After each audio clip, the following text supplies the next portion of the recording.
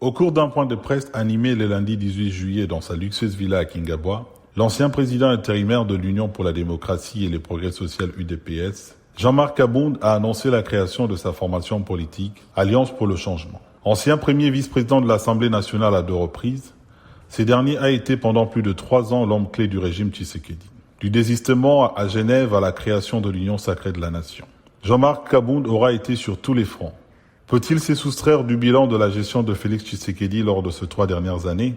Quelles sont les motivations qui le poussent à créer ce parti qui dit vouloir s'aligner dans la social-démocratie comme l'UDPS? Bonjour et bienvenue dans ce 21e épisode de la saison 2 de Ponajek, la capsule audio qui tente d'éclairer l'actualité de la RDC. Je suis Jimmy Kandé, chercheur principal en gouvernance à Eboutelli, partenaire du groupe d'études sur le Congo de l'Université de New York. Nous sommes le vendredi 22 juillet et cette semaine, nous nous intéressons à la dernière sortie de Jean-Marc Kabound, dénonçant les vices du régime Tshisekedi et annonçant la création de son parti. Lors de ce point de presse, le président déchu de l'UDPS a présenté un tableau sombre du pouvoir en place. Un pouvoir qui, selon lui, est un club d'amis et de copains. Un pouvoir de jouisseurs, au détriment du bien-être de la population congolaise. À ce sujet, Jean-Marc Kabound estime que le président Félix Tshisekedi est un danger au sommet de l'État. Il déplore aussi le manque de transparence pour les futures élections générales prévues en 2023 et d'alerter sur le fait que le président Tshisekedi prépare déjà, selon lui, un glissement de ses échéances électorales. Comme il fallait s'y attendre, les allégations de Jean-Marc Kabound à l'encontre du président de la République ont suscité beaucoup de réactions au sein de la classe politique congolaise et de la population. Si beaucoup de Congolais se montrent aussi critiques envers Tshisekedi, il s'interroge également sur les motivations réelles de Kabound. Pourquoi n'a-t-il pas dénoncé ses travers quand il était au pouvoir?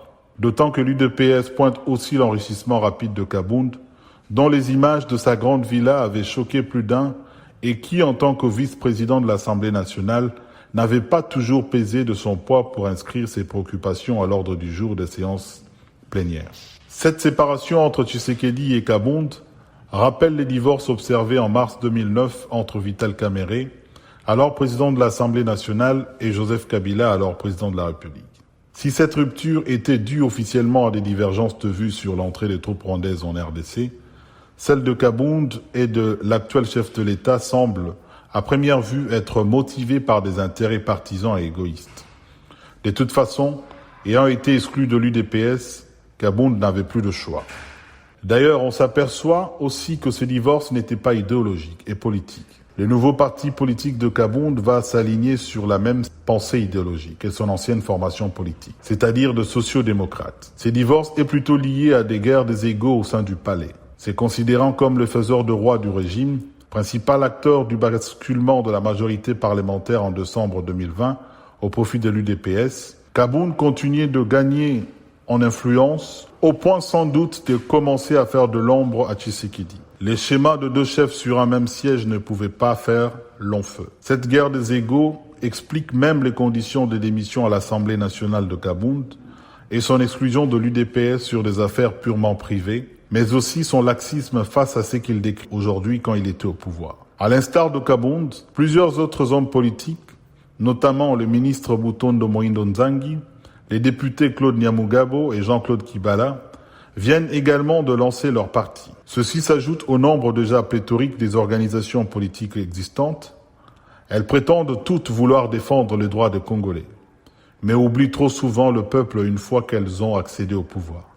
En attendant que cette dynamique change en RDC, pour recevoir Ponajek, chaque vendredi sur votre téléphone, rejoignez notre fil WhatsApp en envoyant GEC, G-E-C ou Eboutelli au plus 243 894 110 542.